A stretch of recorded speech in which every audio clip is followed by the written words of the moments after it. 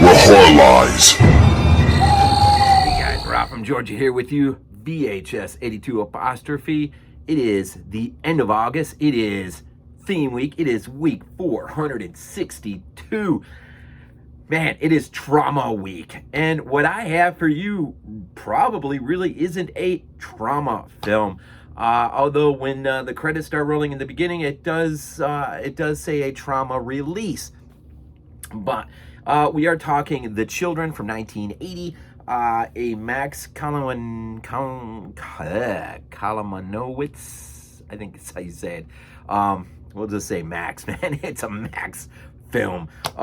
Anyways, but I stumbled upon something kind of interesting, and which kind of brings some of this, maybe in more focus. It did receive in 1980 a limited theatrical run, compliments of World-Northal.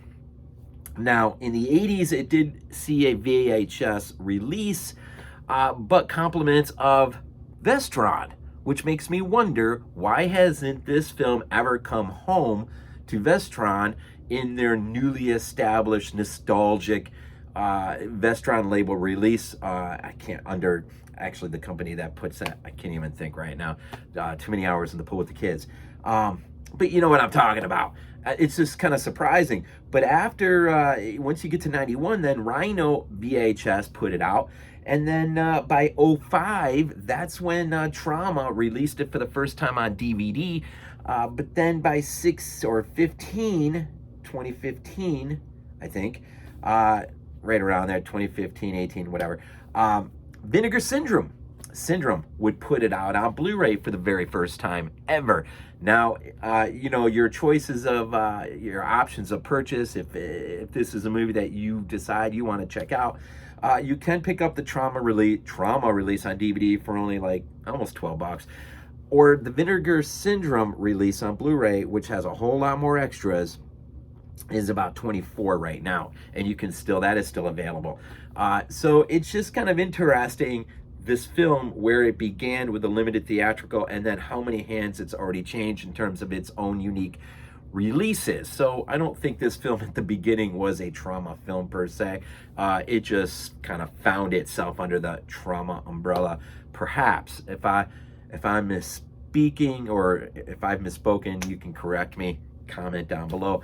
Anyways, really this film surrounds a couple of things. One, the Fremont family, right? You got John, Kathy, Jenny, Clarky is the little one, and this family is pretty much, this family and Sheriff Hart, played by Gale Rogers, pretty much I think is that's the main characters. Although you do have Peter Maloney as Frank, although I think they're twins, they're two Franks, and they both basically mimic each other, which is hilarious. It's a pretty funny scene when the sheriff decides to try to deputize them because he needs help, which I'm getting to. And but really at the centerpiece of this story really is you got a couple guys basically at the end of a workday working at nuclear plant. I think it's Yankee. It's a Yankee nuclear facility, whatever. I don't know. I think it takes place in New England. But it's kind of funny that it's named Yankee, and then on the plaque outside the fence, I think it's something Northern something, and it just seems, I don't know, it kind of just stood out to me. But you get a leak, and the guys have been sent out to check before they go home. They know they're not going to get overtime. They don't want to hang out any longer than they have to. And so, after a quick scoping around, they don't see anything. They really don't want to go back in and report, because all they'll be told is to go back out and look again. And so they decide. So I guess really the onus of everything that will happen is on these two guys, not so much the nuclear facility, although obviously you can assign blame there, right? But they don't want to go back in because they know they're going to have to come back out until this problem is dealt with. And Kaufman gives the intro on the Troma, of course, and I'm not even going to get into it. I'm just, guy sounds like an idiot. Maybe that's nothing new to other people listening, but anyways, that's neither here or there. If this thing ever does find a home on Vestron, which I hope it does, in the new Vestron releases, I'll probably pick it up and have that release. This Troma release, it's all right. I mean, for the moment, I'm glad I just have the film because it's kind of a cool film. Once this leak begins, these guys have already left the facility. It kind of spews out a green cloud. Think of Hell of the Living Dead, right? How that kind of, but nothing is extravagant. The cloud just kind of floats along, and you have a school bus coming around the corner. They've got about 5 kids left on the bus, and they happen to drive right through this green cloud. You get out the other side of it, and these kids will be infected with this gas. They basically become these radioactive zombie. It's kind of hard to really categorize what they are, in fact. It is probably an infected film more than a zombie film, although they walk around like they're zombies, like they've been zombified by something. But these kids that are infected, all they need to do is just touch you, and you'll just basically, in a radioactive way, burn to a crisp. There's not much hope for you if one of these kids gets their hands. Now, it's, the film came out, and it didn't get a lot of good. It was mostly critical reviews. The critical reviews weren't good at all. And maybe some of these movies are best seen so many years later, because as I watched this movie, there were a few things there that really irritated me. That was like, within the story, in terms of how certain, like there's a mom and dad when so like the sheriff comes up to the bus. He sees the bus is just sort of pulled off to the side of the road. The engine's still running, and he realizes these kids are gone. The bus driver's gone. No one knows where. And this starts basically a panic. Now, apparently there's only one way into the town, so that's why they need, extra deputies, because it's a really, really small town. And they'll close off the only way out of town, and they'll start this search for the kids. Now, no one understands or realizes these kids have been, infected, or with this gas agent, we'll call it that, I guess. And so these kids have become really monsters, creatures, right? And how you kill them it's interesting. But anyways, with the vacant or abandoned bus, the sheriff, this sets into basically a panic mode. Where are the kids? We gotta find them now. Well, sheriff stops at one of the families of one of the missing kids, and of course, mom and dad are out by the poolside smoking dope. The dad is kind of like lifting weights or whatever, and by the poolside, and basically they just treat this as, a kidnapping in our little small town. Wow, we finally got, it ends with the sheriff, who, he's not stupid that they're smoking pot, right? And he takes their the container that's holding their pot, and he just dumps the whole thing into the pool, which is great. Now, I don't have any problem with people, per se, doing that in a recreational way. I guess it's kind of like their choice or whatever. But I did applaud the sheriff for dumping the stuff into the pool. For the parents' reaction, it's almost kind of like, oh joy, our daughter's been kidnapped. We'll finally get some excitement in our lives. And it was just like, I don't know, man. It just kind of like hit me the wrong way, man. And that's kind of like the only moment that's kind of like that. Everyone else's reactions to the ongoing thing seems to be genuine.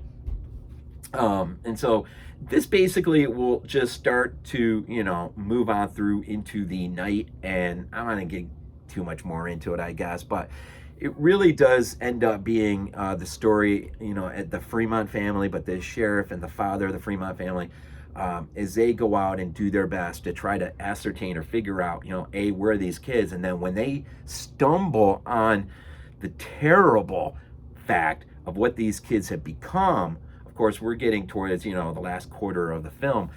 It sort of paces itself out in a really interesting way. I don't think it moves that slow. In fact, I really didn't have any problems with the pacing that much. I kind of let myself just kind of get into it. And Manfredini does the score. Of course, it's the same year as Friday, right? So basically, it's the Friday score in this movie. The only thing, you really don't have here is the whatever kind of stuff, right? But it's it's Harry scoring here from Friday, which it's interesting. It is definitely interesting.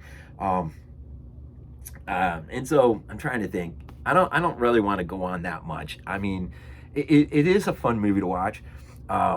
Their solution or how they realize the only way in killing these kids, I'll say, is unique. I think it may seem to come across as a little goofy or whatever, in a sense. Maybe not goofy is the wrong word, but it's weird. It's different. These kids, there are some scenes, man. There's one scene that reminded me of Salem's Lot. I can't remember the year that came out, but there's a scene when one of these children who's infected climbs up on the roof and basically is standing outside the window of Clarky's bedroom. And Clarky, of course, a little kid, has no idea that this, what this kid's become. And so innocently, he just goes and opens, and the threat, but just that scene of seeing him outside the window was pretty creepy. There were a few scenes that were like that were pretty effective in how they were shot. It may be, the film might have been served by having a few minutes cut off, maybe. I'm not sure. I'm not sure, but it doesn't have. It definitely, I would say, it doesn't really have a happy ending. Things kind of end almost in sort of a cliche way that we would get used to with certain movies throughout the 80s. But it does lend itself to some further thought in just in terms of how widespread did this get, or could it have gotten, or it is kind of scary to think if you're in a town small enough and something like this were to happen. I think the way it plays itself out is pretty realistic. But, then again, I mean, this is back in 1980. Things are a little bit different today with cell phone technology and everything else, regardless of how small your town is. But anyways, interesting little history in terms of its releases. It was also known as the Children of Ravensback. That's the name of the town. I don't think the director really went on to do anything else after this. And I mean, other than Harry Manfredini, of course, he would go on a pretty stellar career, right?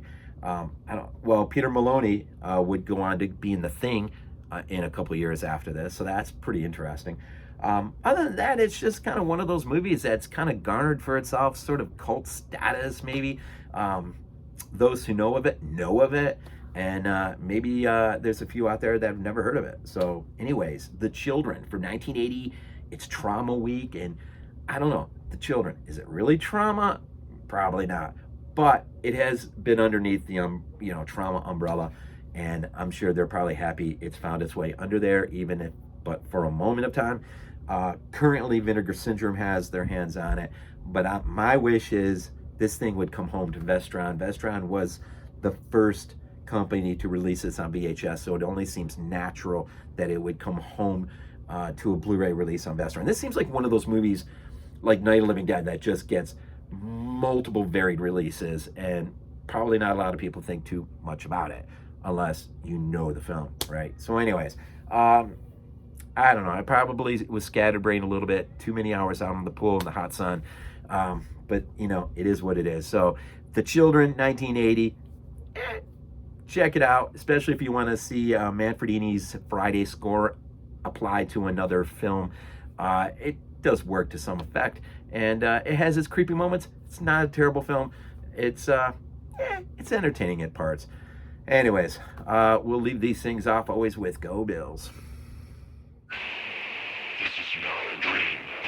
Not a dream.